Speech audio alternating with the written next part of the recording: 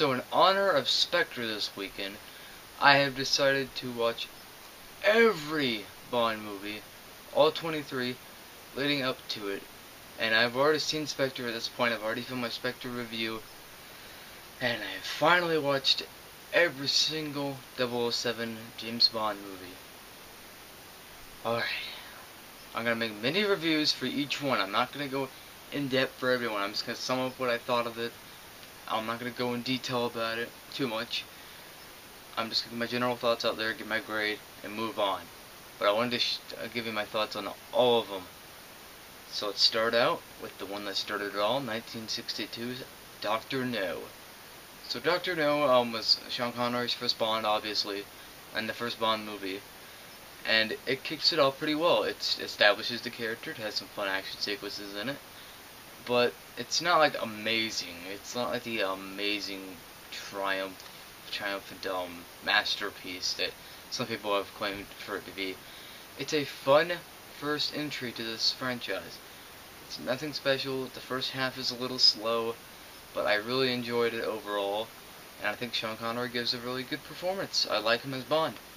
So I give Dr. No a B. So let's move on to From Russia with Love from 1963. Like Dr. No, From Russia with Love isn't a amazing movie or anything. It's a really fun sequel, and it gets Bond in the campy ways, and I think Sean Connery really nails it as Bond. Especially in this movie, he matures as an actor, or somewhat as Bond, and there's more action in this movie, so it felt more fun, and the pacing was better. Isn't great or anything, but it's a solid Bond sequel. So I'm gonna give From Russia with Love a B, like Dr. No. Alright, so let's move on to 1964's Goldfinger. Goldfinger, yet again, Sean Connery Bond, and this is probably my favorite Sean Connery Bond. It's one of my favorite Bonds, actually. I don't absolutely adore it, but I think it's a great Bond. And it has a great villain, unlike the first two, which the villains are kind of But in this one, it has a great villain, Goldfinger. He's cool. And the Bond girls are great, pussy galore. Yep. Yeah. And Sean Connery, once again, is really good as Bond. I like him even more in this movie. From there on, he is kind of like he kind of meandered from there on, but I really enjoyed Goldfinger. Has some great action sequences, a good villain. It's not perfect or anything, but it's a great Bond movie. So I'm gonna give Goldfinger a B+. Alright, so let's move on to Thunderball from 1965. I'm looking at my notes to see what years they came out, but Thunderball is kind of where it's kind of stopped. Sean Connery started to phoning it in for paychecks, but it's an enjoyable enough movie. It's fine, it's decent. It has some fun action sequences in it. It isn't a bad movie or anything, but it's not like this great movie. It's not this really fun movie like the rest, like the first three. And I felt it lost some steam in there. The villain wasn't all that compelling to me. And while I think Sean Connery was fine as Bond, and there's definitely some good action in the movie, it's a solid movie overall. It just had some problems. The pacing wasn't always good, and I just didn't feel the fun adventure that I think it wanted me to. So I give Thunderball a B-. It's still a solid Bond movie. I don't have too many problems with it, but it's not it's a decent Bond movie. It's not really that great. But yeah, the next one, once again, this one's just okay. You Only Live Twice, and it came out in 1967. Once again, Sean Connery, and as I said, he started just doing it for paychecks, and they got kind of lousy for a little while there. I liked Diamonds Are Forever a little more, but we'll talk about that one in a minute here. But I think that Yeah, You Only Live Twice. I don't know. I didn't like the whole setting. What was it? I forgot what it was. Was it Tokyo, I believe? I don't know. Somewhere around like Tokyo or something. I don't want to get that wrong, so I forgot. But I didn't like that. I didn't like how that incorporated into the movie. I think the villain was very weak, and I didn't find it that compelling of a movie. But it has some fun action sequences in it. Sean Connery's still fine as Bond, and the Bond girls are nice. I mean, well, never mind. But so I give no, I almost said Thunderball again. I give You Only Live Twice C plus. It's okay. It's not really that great. But next one is not Sean Connery. On Her Majesty's Secret Service, starring George Labenzi. I forgot his last name. Sorry. He's solid in the role though. I enjoyed this movie for the most part. It's a little too long. The pacing isn't as good, and the villain wasn't amazingly compelling. But it had a really solid ending, like a really out of left field ending, which worked against it and for it, because I didn't see it coming. It was very emotionally impactful. But then it's kind of like, well, that was so rushed that I don't know how I feel about it. So that was one of my problems with the movie. That and the pacing wasn't all that great. But it's a solid enough Bond once again. And I think George, whatever his name is, does a solid job as Bond. And there's some fine action sequences. So I give On Her Majesty's Secret Service a B minus. It's I almost went to a B for that one, but B minus. It's a solid one. It's from it was from 1969. If I didn't already say that. Okay, so in 1971 we get Diamonds Are Forever, which is Sean Connery's last Bond, and it's solid. It's solid enough. It's kind of like, I like it more than Thunderball, but not as much as like Doctor No and From Russia with Love and Goldfinger. That. So I like it more than Thunderball and You Only Live Twice. But so Diamonds Are Forever. It has a very simple premise, but a fun villain, I guess. Some fun villains in it. It has some good Bond girls. I mean, it has great action in it. It's paced pretty well, but it's not the most compelling story in a James Bond movie ever. It's fine. Here and there are a few little pacing issues, but for the most part, it's paced pretty smoothly. It's fine. It's a decent Bond movie. Sean Connery's good as Bond. I actually like him more in this one than I did in You Only Live Twice. And so yeah, I give Diamonds Are Forever B minus once again. Giving a lot of B minuses out to these movies, but a lot of them are just fine. Like, I ain't the biggest Bond enthusiast ever. I'm not the biggest Bond fan ever, even though I love the character. I love seeing each new movie that comes out. I'm always excited, but they're not all great though.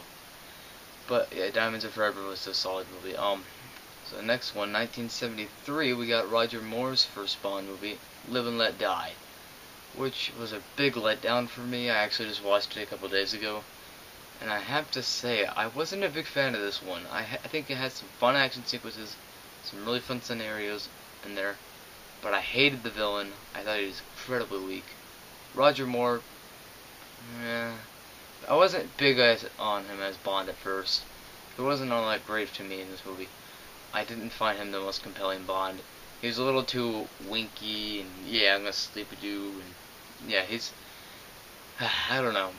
He's a little too Austin Powers-like for me in this movie, but it's mediocre. It's not very good, but it has fun action sequences in it. I will give it that. So I give Live and Let Die a C. It's not a good movie. It's not an awful movie, but it's not good. So, okay, so in 1974, we get The Man with the Golden Gun, which is, once again, Roger Moore. And he does a little better job in this movie, but I still can't, this is a very mixed bag for me. I don't think it's necessarily a good movie, but I don't think it's necessarily a bad movie. So, I'm right in the middle on this one. I think it has a really strong villain, some really strong action sequences. I feel like it goes on a little too long, and it's dragged out a lot, and the overall premise of the movie is very generic, as is a lot of the Bond movies. But in general, it's okay. It has, as I said, it has solid villains and fun action sequences, but it's not like this grand thing. So I give The Man with the Golden Gun a C plus. It's okay. Alright, so in 1977 we got probably my favorite Roger Moore Bond that I can think of right now. So that's until we go down the list. Yeah, it is. I was just looking down the list right there. But yeah, my favorite Roger Moore Bond, The Spy Who Loved Me, and I don't think this is a great movie by any means, but I think it's a really solid Bond entry, and I think it has a solid villain, a really fun climax, like the whole third act of the movie is really good. It's generic, yeah, I know, but it has some cool gadgets and some fun action sequences, and it's an overall fun movie, and Roger Moore does a solid job as Bond in this movie. So I give The Spy Who Loved Me a B. It's pretty solid. But so the next one, 1979, the campiest you can get in Bond. Bond Goes to Space and Moonraker. Moonraker. This is a fun movie. It's not a great movie or anything. It's just a fun movie. Bond going to space. It doesn't happen until like the last act of the movie, but it's funny. I mean, the idea is funny. I actually think I had some really good action sequences. The opening action sequence was awesome. I loved it. And Roger Moore's Bond, once again, he's a little too winky face and like, yeah, I'm gonna sleep with you. But I mean, what can you do? I mean, it's Bond. He is a womanizer. I get that. And I like that side of him, but it's a little too much of that. Like, to me at least. That's just me. And yeah, it's really silly and campy, but it's an enjoyable movie, so I give Moonraker a B minus. It's a solid Bond entry. It's not great or anything. It's solid. So okay, so the next one up is 1981's For Your Eyes Only, which I actually just watched last night. Was it last night? I believe it was last night. Yeah. And this is a once again a solid Bond entry. It's nothing great, but I enjoy it. Roger Moore is once again solid as Bond, and someone just flushed the toilet. But okay, but yeah, Roger Moore is something as solid as Bond. It has some really fun action sequences. It's paced pretty well for a little over 2-hour movie, and it's solid. Once again, it's not really like a really good movie. It's solid. So I give For Your Eyes Only a B minus. It's once again it's solid. It's fun. But yeah, so in 1983 we got Octopussy, which I just watched today. And I think I like the character of Octopussy in this movie. I think she's cool. What is she? I'm trying to remember now. I'm forgetting things. This is a very forgettable one. I'm gonna be honest right here. It's okay, but it's very forgettable. But yeah, Octopussy was a she. Okay, but I liked Octopussy. I thought it had some fun action sequences. The circus theme worked in some scenes, didn't work in others. It fell flat in some other parts, and I never found myself really that interested in the story itself. I was kind of just like, let's get on with this one, so I can just continue down the track of Bond movies. So I didn't find this one all that compelling. It's just okay. So I give Octopussy a C plus. C plus is suitable for this one. It's okay. Alright, so the next one up is 1985's A View to a Kill, which is the worst one I've seen. Like, the worst one to date, in my opinion. Like, I hate this movie, but it's fun in some ways. It has some fun-ish action sequences in a silly way. And I feel like they were trying a little too much, but they were trying, and I can give them that. I don't think it's like the worst movie ever. It's not like Elf material or anything, but it's pretty terrible. But it's fun-ish in some parts, but that's really stupid. I really don't like this movie. It's really bad. I fell asleep like halfway through it, so I had to go back, rewind the whole, not the whole movie, but rewind part of the movie, then continue. It's pretty boring at parts, but it has some okay-ish action sequences that are silly but fun.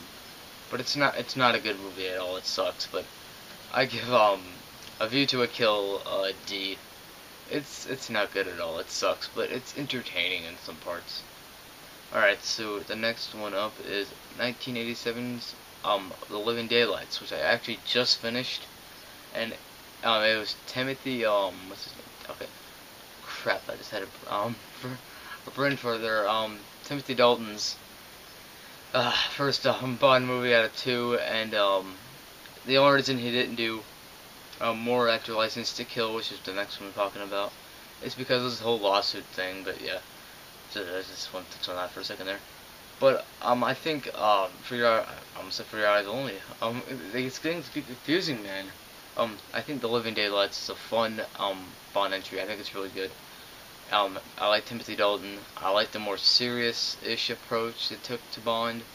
They get more serious in License to Kill, which is the first PG-13 Bond. But talk about that one in a minute. But it's The Living Daylights was a fun movie. It had some really fun action sequences. Timothy Dalton, I like him as Bond.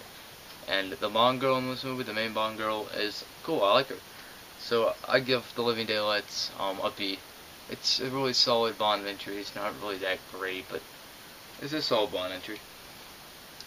And my throat's really dry, so forgive me if I start slipping up here, but we don't have too many more to go. So 1989's License to Kill is the next one I'm talking about. Obviously, I just mentioned it. And this is one of my favorite Bond movies. While it isn't perfect by any means, it is a really good movie because it's really dark. It took a more serious approach to Bond, like in the novels, and I really like that side of it. I like the more serious revenge plot that was thrown into this movie. It wasn't a big epic adventure with all these teammates and crap. It was more of it was a personal mission for Bond. I really liked that. So I like that aspect of it. I think Timothy Dalton portrays that perfectly. That's all great, and I give License to Kill a B+. It's not amazing. It has some flaws in terms of pacing, but I mean it's a really fun one, and it's more serious too at the same time. So that's what I liked about it. And the next one up is the first Pierce Brosnan Bond from 1995, GoldenEye. And GoldenEye, I don't love it like some people do. I think it's really solid, but I don't love it. I think Pierce Brosnan, this is my favorite Pierce Brosnan Bond for sure. But I don't love this movie like a lot of people do. I think it has a good villain, 006, played by Sean Bean.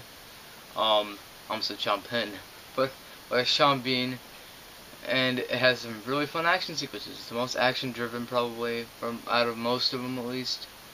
And I think it's a really fun movie, but I don't love it. I think it does have some pacing issues here and there. And yeah, I don't love it. It's a solid Bond entry, so like a lot of these, I'm gonna give GoldenEye a B. It's really solid. I mean, I don't love it, but it's really solid. And okay, so the next one up is Tomorrow Never Dies from 1997, another Pierce Brosnan one. And this one was decent. It wasn't great or anything. It wasn't that great, but it was fine. It has some fun action sequences. It's serviceable. The third act's entertaining. First two acts are a little slow and take a little bit to get going there, but there's some good action sequences in the movie, and I think Pierce Brosnan's fine in the role. I like the main Bond girl in this movie, and it's fine. It's got some problems for sure, but it's fine. So yeah, I'd give Tomorrow Never Dies a B-. And I'm sorry if I don't go too much into details with these. There's so many of them. There's 23 of them I'm talking about. And I already talked about Spectre, which you don't know that yet, but next video. So that's 24. So today's been Bond day for me. I've been talking a lot today. Gotta keep the energy up. Okay, so in 1999 we got The World Is Not Enough. Which is the second to last Pierce Brosnan Bond. This is where they really just stop being good. I mean, this movie definitely starts out promising, really fun and adventurous, and campy, yeah, but I really liked it in the beginning. And then from there, it just kind of plateaus into this kind of mediocre, okay mess. It's not a bad movie, but it's not a good movie. It's very in between for me once again. It's got some flaws, but it's got some fun action sequences. I don't like the villain at all. I think he's really stupid. But it's okay. So I give The World Is Not Enough a C+. Not too much to talk about with some of these. It's just kind of, eh. Anyway, sorry for me. I'm not even gonna cut the yawning out. I'm showing my full expression, man. I'm showing my full reaction in this video. I don't care. There's so much editing I gotta do already. So, alright. So the next one up is 2002's Die Another Day, which I hate. But yeah, it's 2002's Die Another Day. Last Pierce Brosnan Bond. And this is the one that almost killed the franchise, or that almost killed Bond in general. It sucks. Halle Berry gives a terrible performance in this movie, as does Rosamund Pike, who I really have come to like lately. And I don't think this is as bad as a View to Kill, or View to a Kill, but it's certainly not good at all. God. This movie is really bad. Pierce Brosnan's not very good in the role either anymore from here on out. The action sequences, while some of them are actually really fun and cheesy, some just come off just cheesy in general. That's just it. It's cheesy. And I really did not like that about this movie. It just felt like a really cheesy mess, and the script knew nothing about what it was doing. It had a terrible villain who had a terrible plan in general. His maniacal plan is to melt the polar ice caps with the satellite laser he has in space. Like, that's just friggin' stupid. But it's entertainingly stupid in some ways. So I give Die Another Day a D+. It's not an atrocious movie, but it's definitely awful. But it's definitely not good. It's not fun. I mean, there's some fun parts, but it's not fun overall. So in 2006, we got the best one in the franchise. We got a rebooted with Daniel Craig. We got Casino Royale, which is awesome. While after the first scene, it takes a little bit to get going there. I love Casino Royale. It has fantastic action, a perfect 3-act structure, the best villain in the franchise so far. Lashif, I love him. He's awesome. And there's so many like gritty, raw action sequences in this movie that feel very realistic, and the cinematography is absolutely gorgeous. It's all beautiful. I love this movie. I give Casino Royale an A. Daniel Craig is really good in this movie too. I should mention that. He's really good Bond. But then we got the biggest disappointment of the franchise, 2008, Quantum of Solace, that no one likes to talk about. And it's not an atrocious movie once again, but it's bad, man.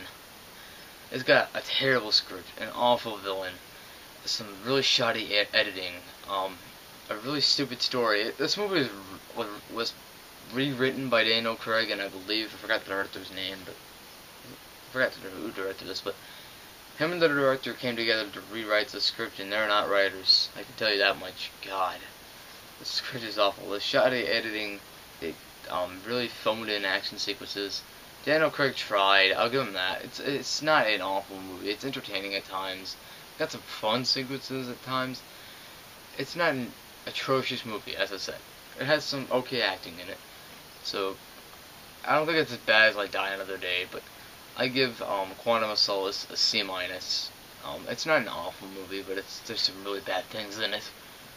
So the last one I'm going to talk about before this year's Spectre, which as I said I just reviewed, and that will be up after this, is 2012's Skyfall. Skyfall was a lot of people's favorite, but along with Casino Royale and Skyfall seem to be the big favorites. I prefer Casino Royale over this, but I think this movie is great. It has a great climax, a fantastic villain, Silva, played by Javier Bardem, and he is fantastic. He has great monologues. He's very villainous. He gets crap done. As I said, the big action-packed climax is amazing. There's some great action sequences in this movie. It's shot beautifully by my favorite cinematographer, Roger Deakins, and Daniel Craig is great in the role. While I do think it definitely suffers from some pacing issues here and there, kind of like Casino Royale did in the beginning, but that was just the beginning of Casino Royale. This movie has some pacing issues in the second act, along with some part a little like the end of the first act. It's kind of has some pacing issues here and there, but I don't think that affects it too much. But so I give Skyfall an A-. It's my second favorite of the franchise. And if you want to know, I think I might like Spectre.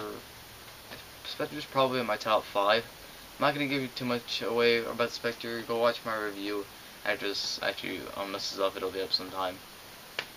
I'll have my full thoughts there. My voice is almost giving out on me. I have a 5-hour drive like in the morning. I have to be up in like 6 hours. So I gotta edit this thing, get this all done with. So thank you for watching this. I was not in the best shape to do it, but I had to do it before Spectre. I watched every single one of them over the course of this week. I love the character James Bond, but I am tired. So that is my entire James Bond series review, except for Spectre and Never Say Never Again, which is an unofficial Bond movie. It's not an actual Bond movie. But yeah, so that is my review of the entire 007 series. So, peace.